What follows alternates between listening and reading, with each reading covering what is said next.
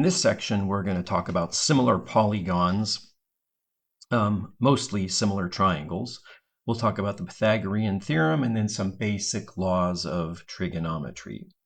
And we'll start off with a definition of what similar means. If you take two polynomials, p and q, they are similar, and we write it like this with a little squiggle in between them. If and only if, that's the shorthand symbol for if and only if, under some correspondence between their vertices, all of the corresponding angles are congruent. The angles are congruent. Now, it is not necessary that the lengths of the sides that correspond are congruent, but the ratio of the lengths of the corresponding sides is not congruent, but constant. Say it's equal to the constant k. K could be 1/2 or 2 or 10 or 1/10, for example. The number k is called the constant of proportionality or the scale factor. And we'll go right into an example of what that means. Now we've got two polygons here. They are both trapezoids. In fact, they are both isosceles trapezoids. Isosceles trapezoids means that this length, this leg, and that leg have the same length. So therefore, if that's length A, this is length A. Well, what is the constant of proportionality K in these two isosceles trapezoids? Well, notice over here that the length of this side is 2A, which of course means that the length of this side is also 2A. So in this case, we could say that the constant of proportionality K is equal to, and I agree we have some ambiguity here, this one is twice as big as this, the lengths of the sides. So I could say K is 2.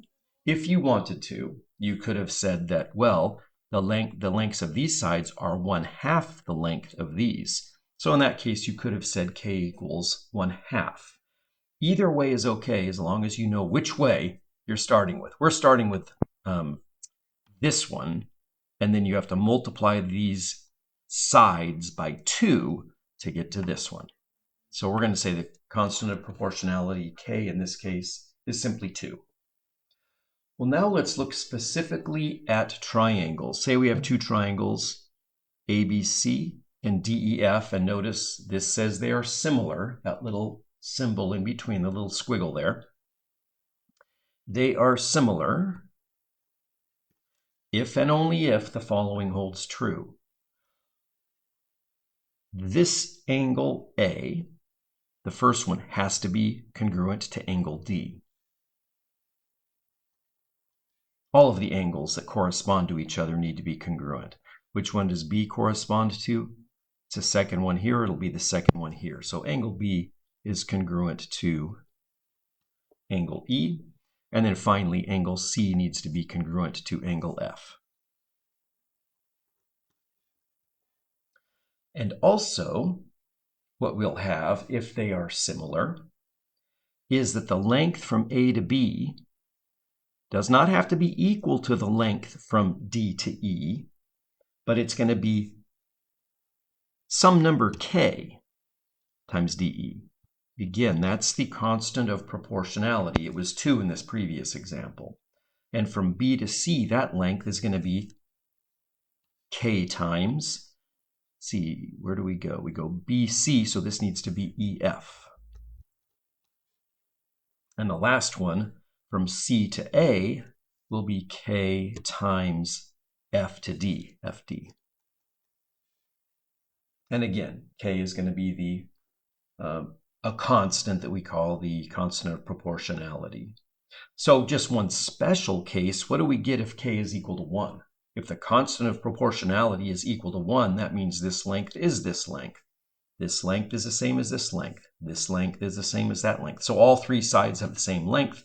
So if K equals 1, then you'd say triangle ABC is not only similar, but it's congruent to triangle DEF. And number 4, an important note. We're talking about Euclidean geometry right now, where the sum of the 3 angles in the triangle add up to 180. But in non-Euclidean geometry, it can be less than 180. So in non-Euclidean geometry, similar triangles do not exist unless they are actually congruent to each other.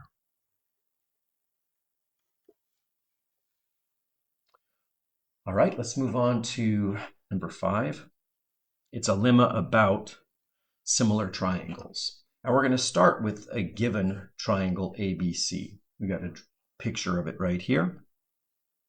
Suppose D is on the line segment AB, okay, on the side AB. So maybe I'll put it right here. And that E is on on another side AC right here. I'm not going to draw it yet because the statement says if DE, that length, this line segment, is parallel to BC, then we have this conclusion. So let's first make that happen. I need to put the point E on AC in such a way that these two are parallel, these two lines, DE and BC. Well, what does that mean?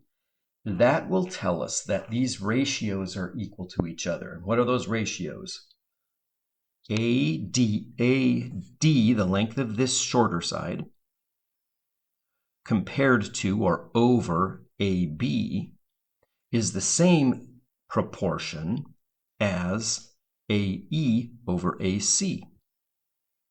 And that's the same in proportion to DE over BC. So what that gives us is we have two similar triangles, the big one, ABC, and then the smaller one, ADE. Triangle ADE. And just to emphasize this, similar triangles have the same angles. So that means that this angle is the same as that, which we know is true because these are parallel lines right here, DE and BC, parallel line segments. And then this angle is congruent to that angle. And then they both share this common angle. So we have two similar triangles. Now here's a very, very important theorem to close out this video. AA similarity, or angle-angle similarity. If triangle ABC and given triangle ABC and triangle DEF, if two of the corresponding angles are congruent, then you know they're similar. Okay, so I could say, I'll just pick A and D. If angle A is congruent to angle D, and I can pick any one of the other two, I'll just pick B and E. Angle B is congruent to angle E, then those two triangles are similar. So as long as two of them are congruent, two pairs of corresponding angles, you know the third one is forced to be congruent as well, because the interior angles of a triangle in Euclidean geometry add up to exactly 180. So if two pairs are congruent, the third one is automatically congruent. And if all three angles are congruent, that means the triangles are similar.